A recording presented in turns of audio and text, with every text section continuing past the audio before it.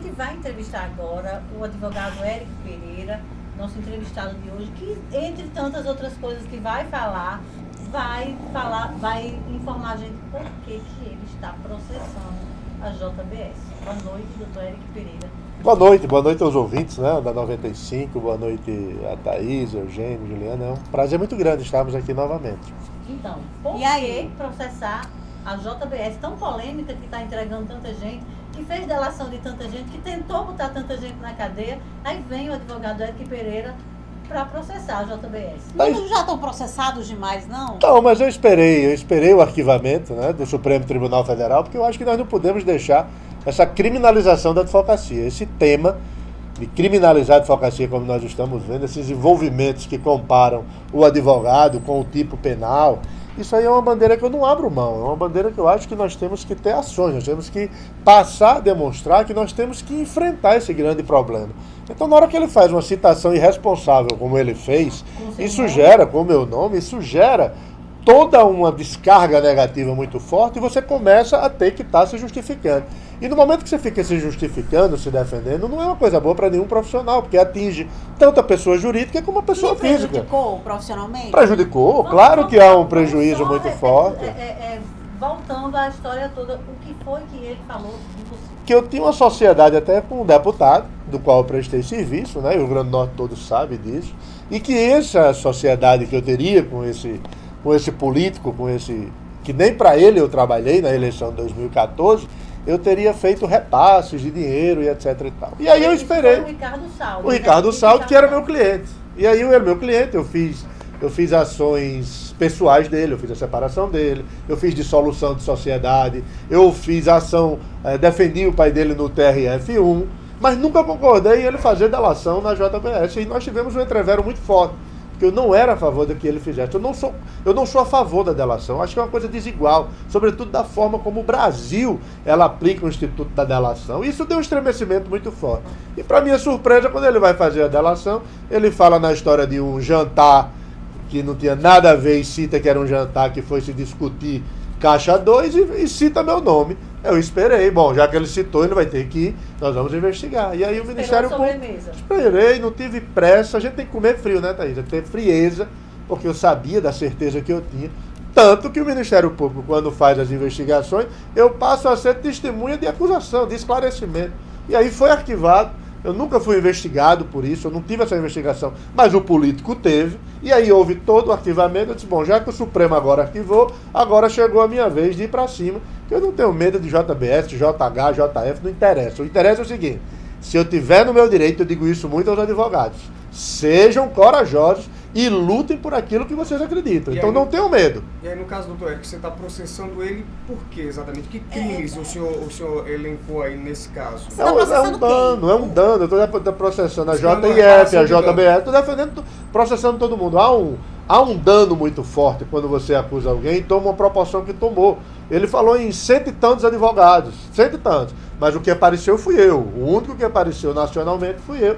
Tanto que o único que teve a coragem de ir para cima, como eu tive agora, inclusive a revista Época, ela já noticiou, a Folha noticiou, todo mundo noticiou, essa coragem que eu tive de ir para cima diante do arquivamento que eu tenho na mão, mostrando que o que ele disse é uma inconsistência que vai comprometer, inclusive, a delação como um todo. Não é somente essa parte, não. Como um todo, ele não poderia mentir. Na delação, não tenha todo dúvida. O processo da Lava Jato? Ele não poderia mentir.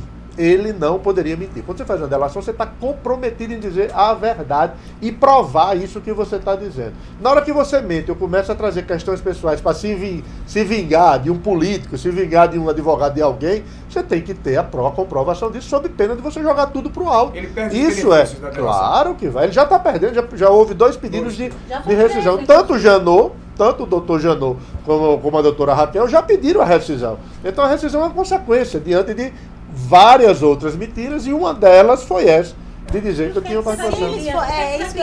Se eles forem condenados, o que acontece? se eles forem condenados onde? Na ação de indenização. Nessa sua ação. Antes da ação de indenização já tem uma consequência muito grave, que é o pedido de arquivamento. O procurador-geral pediu para arquivar a investigação. Certo. Na hora que o procurador-geral pede para arquivar uma investigação do qual ele não comprovou, isso compromete a delação como um todo, porque ele não podia ter mentido em nenhuma dessas partes. Entendi. Isso é uma coisa. Então você tem um comprometimento já só pelo fato de ter sido arquivado. O que vai gerar, e aí uma questão minha, é que ele faz uma citação e aí eu entro com ação de indenização. Eu esperei um ano, eu estou há um ano calado esperando, não é, antagonista, saindo em tudo que é lugar. Na hora que teve o arquivamento, agora é a minha vez. Então eu entrei com ação de indenização e ele vai ter que responder de uma forma em que? De pecúnia, é o que mexe com eles. Quanto Porque você na vai parte pedir criminal, indenização? na parte criminal, o valor não é para mim.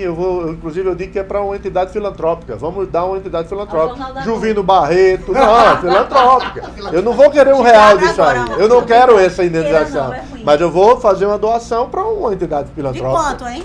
Não sei, aí é o juiz que vai arbitrar, né? 1 Entendi. milhão, 2 milhões. O juiz é quem arbitra esse valor que será totalmente revertido para uma entidade filantrópica. Olha, agora em Natal são 6 Pode horas e ser 40. ganho.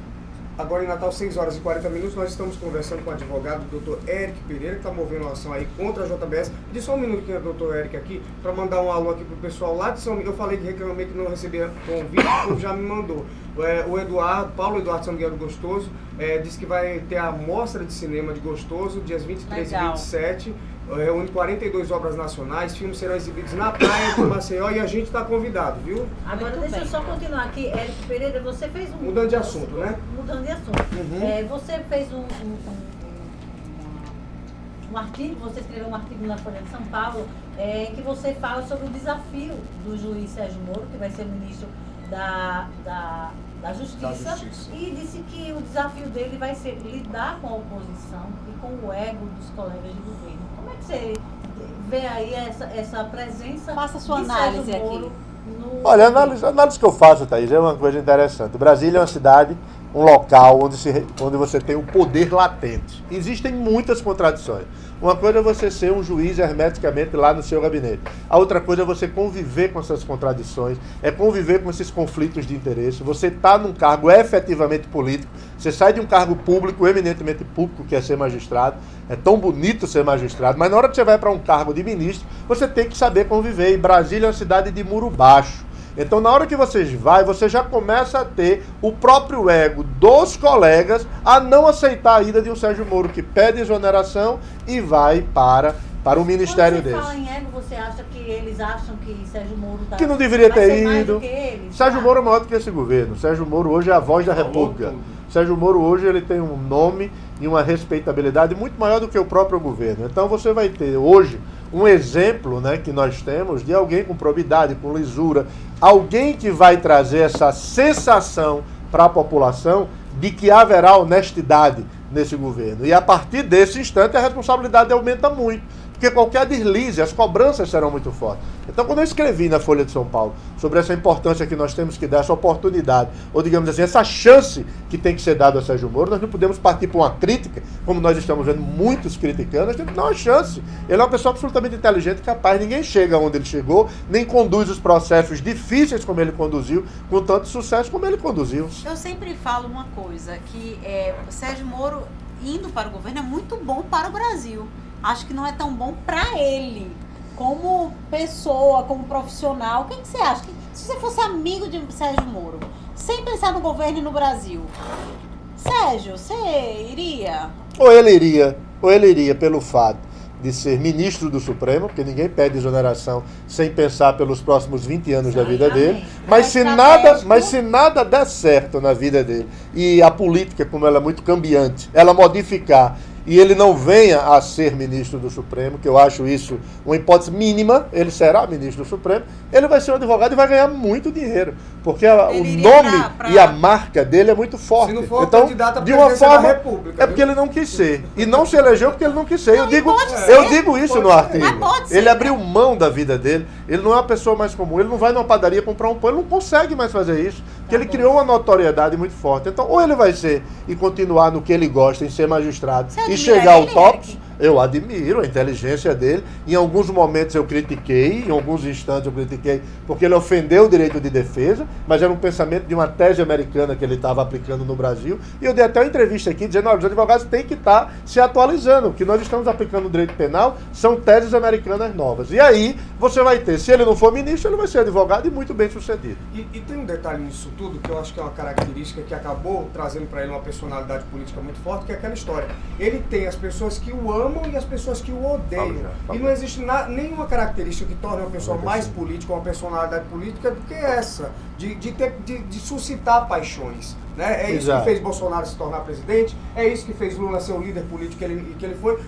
Não pode ser, sabe, meio termo ali, e ele tem isso. Então, assim, se ele quiser ser presidente do Brasil, até Silvio Santos já disse, que o Silvio Santos já lançou ele candidato depois de Bolsonaro. Para daqui a 8 anos. Os dois governos. Mas ele já disse que não quer, né? A vida política, ele disse que não iria, e eu acho que isso é uma marca muito forte, porque ele quer ser ministro do Supremo. Isso aí é fato. Mas ele também disse que não entrava para a política, e aceitar um cargo de ministro num governo não deixa de ser um cargo político. De ser um cargo político. Não é mandato eletivo, né? Não é mandato eletivo disputado pelo voto, né? Com todo o processo de eleição. Político, de indicação política efetivamente, né? Então, agora, também... vamos falar dessa questão aqui do deputado Fernando Mineiro, ou do deputado Beto Rosado. Como é que você está vendo Quem isso? entra?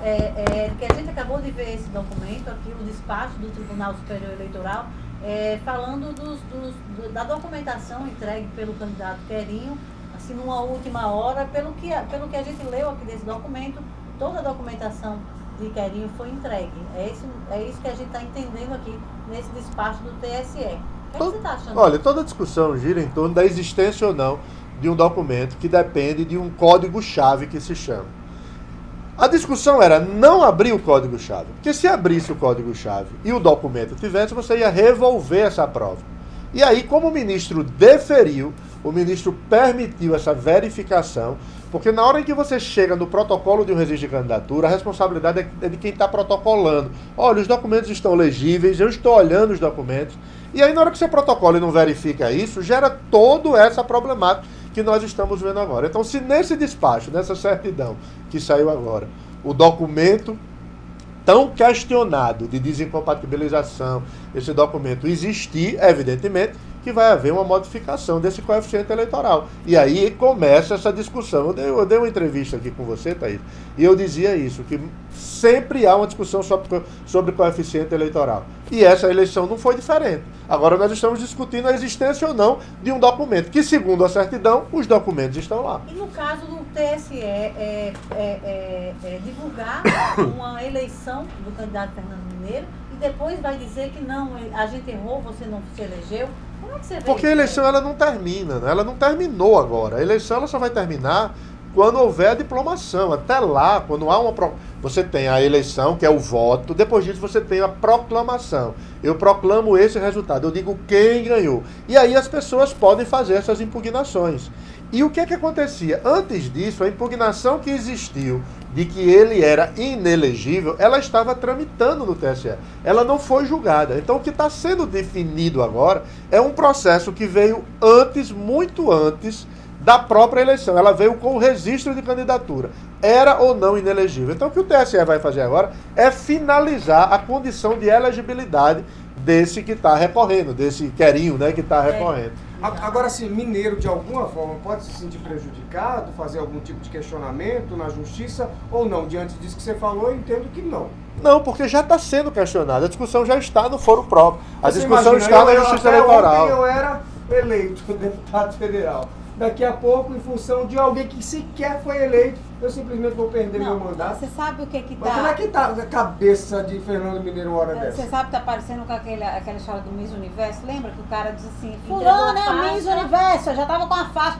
Não, Já vejo errei, é memes. fulano. Já vejo memes, Né? tirando a coroa da cabeça de e a Mineiro. faixa, né? Mas o que existe é que houve a impugnação.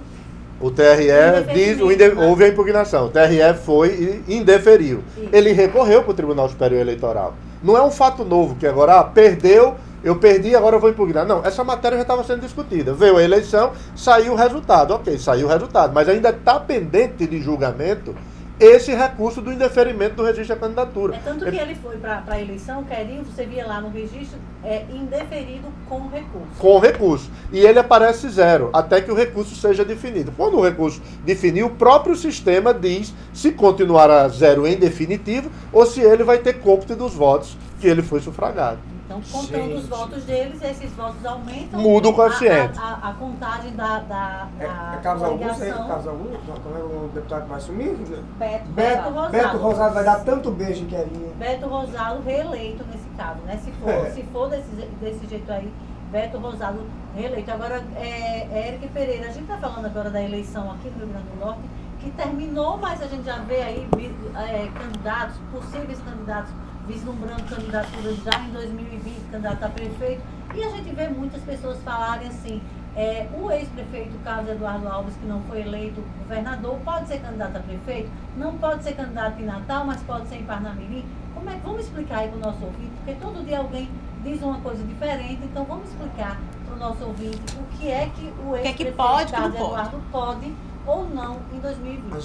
A gente tem essa sorte de ter o auxílio luxuoso desse consultor. Não, a inelegibilidade ela é na circunscrição que ele foi eleito. Essa circunscrição que ele foi eleito, que é Natal, não permite um terceiro mandato. É essa a grande discussão. Em Parnamirim ele pode. Aí em Parnamirim ele pode. Aí qual é a tese que agora resolveram criar? De dizer o seguinte, já que ele já foi 2 vezes em Natal, ele não pode ser a terceira vez em São Paulo, no Rio, em Parnamirim ou em Macaíba, porque ele já foi prefeito 2 vezes. Só que o TSE ainda não decidiu dessa forma. O TSE ainda permite que essa inelegibilidade fique na circunscrição do qual ele foi eleito. Aí essa história de município vizinho. De município vizinho, circunscrição, não existe.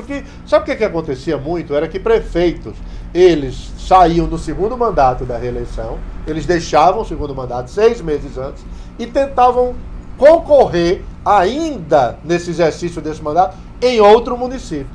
No nosso caso aqui, você tem a hipótese absolutamente diferente disso daí. Ele não está tentando ir para um terceiro mandato como uma fraude. Ele disputou uma eleição de governador, ele perdeu uma eleição de governador, e aí ele renunciou, concorreu. Não existe fraude nisso aí. Então o grande tema hoje que se tem dentro do direito eleitoral ele pode o terceiro mandato eletivo? Se for o terceiro mandato eletivo, como estão interpretando, evidentemente que não poderia. Mas na hora que você vai para a especificação do tema, que a circunscrição é Natal e ele agiu de boa fé, você não tem como dizer que uma pessoa que age de boa fé, participa do pleito, ele renunciou, perdeu a eleição, não. Agora ele não pode, porque ele estava criando uma fraude para ir para o terceiro mandato no município. Em Natal, não. Em Natal, em nenhuma hipótese. Nem ele, nem os parentes dele. A mulher, aqui tem se falado que André, a mulher dele, pode ser candidata, mas também em Natal não pode. Não pode, porque há essa circunscrição. Nenhum parente? Não pode, porque é uma circunscrição da inelegibilidade para não gerar o terceiro tipo mandato. Garibaldi. Não pode também. Não pode. Ok, esclarecido então. Então quer dizer que se Carlos Eduardo quiser voltar candidato na próxima eleição só em Parnamirim. Parnamirim, Acari, o que ele quiser, Taipu. Lá em Acari era legal. Eu acho. Carlos Eduardo. Ok, pode ir. Advogado Éric Pereira, o governo Fátima Bezerra está aí começando. Primeiro, as reuniões da equipe de transição. A gente tem visto pouca coisa ainda se falar sobre isso. Mas do que você sabe, o que é que você está esperando do governo da senadora Fátima Bezerra? Eu espero que todos ajudem, que todos abracem esse governo, porque é o Rio Grande do Norte quem está, digamos assim, dentro dessa perspectiva de melhora. Independentemente de quem seja, ser Fátima ou não ser Fátima, o fato é, o Rio Grande do Norte tem uma nova governadora e todos têm que estar juntos para que esse governo dê certo. Então, o que se puder fazer, que você possa ter movimentação positivas para que haja uma melhora. Eu acredito nessa capacidade da senadora Fátima, hoje governadora, de querer fazer o melhor, dessa vontade, sobretudo pela raiz de onde ela veio. Isso demonstra uma história de vida. E isso vai dar uma perspectiva que pode surpreender a muitos que estão torcendo contra. Eu sou um do que torço a favor de que tudo dê muito certo. Você falou aí do governo do Rio Grande do Norte, vem aí também o governo de Bolsonaro, né? O que você espera desse governo? Segundo as primeiras demonstrações dele, ele disse que vai dar, ele não vai querer saber nem cor, nem gesto, nem música. Ele vai ser o governador, ele vai ser o presidente do Brasil. Então eu espero que ele ajude o Nordeste como um todo. E no direito, por exemplo, que muito se falou aí, que ele poderia, sei lá, descumprir a Constituição. Difícil. Ele jamais fará isso. Impossível ele fazer isso. Se ele descumprir a Constituição, nós temos uma sociedade viva. Nós estamos latentes nessa sociedade a cobrar, a ir para a rua. Ele não fará isso. Agora, eu vi uma reportagem na revista Veja esse final de semana sobre a dinastia Bolsonaro, né? Os filhos, todos um senador, um deputado federal, um vereador. E o que é vereador é exatamente a cabeça pensante dele. E eu fiquei pensando, a gente vai ser administrado, a gente vai ser presidido por um presidente ou por um vereador do Rio de Janeiro? Como é que você vê isso? Eu vejo que a equipe dele é muito boa, Thaís. Ele está formando uma grande equipe, esse Paulo Guedes é muito bom, o próprio Sérgio Moro, todo esse time dele, um só não pensa. Você precisa de uma grande equipe para governar um país com tantas diferenças como é o Brasil. Então eu acho que ele dará certo, espero que ele dê certo, sobretudo ele olhando para o Nordeste. Esse é o ponto maior que eu espero dele. A gente está acabando, quero só uma opiniãozinha sua sobre a juíza Gabriela Hart, que substitui o Sérgio Moro e que a defesa do ex-presidente Lula já está querendo dizer que ela não tem jurisdição para julgar Lula. É claro que ela tem jurisdição. Acho que a defesa está no papel dela de criar esses fatos, esses factóides e tentar ampliar, digamos assim, o máximo de tentativa de liberdade do presidente. Mas é uma competência por uma sucessão natural, né, de redistribuição do processo. Ok. Queria agradecer muito aqui a presença do advogado Éric Pereira, mais uma vez aqui no Jornal da Noite com a gente, sempre esclarecendo tanta coisa, tanta dúvida. Muito obrigado. Rapidinho, que a gente Mulher, não o perguntou. tempo. Você é candidato Na Chapa 10, na Chapa 10, com muita alegria, conselheiro federal. Eu acho que nós vamos ganhar. Não há nenhuma dúvida que nós vamos ganhar essa eleição. A Chapa 10 é qual? Chapa 10 é de Paulo Coutinho, propositiva. Okay. Sim. E você é candidato a conselheiro federal. Conselheiro federal, tá aí. Ok, esclarecido. Vambora, gente. Amanhã é feriado, a gente só volta agora quinta-feira, tá? Isso mesmo. Beijo pra vocês até quinta. E acesse thaisagalvão.com.br. Boa noite, obrigada pela audiência, obrigada pela entrevista. Até quinta-feira.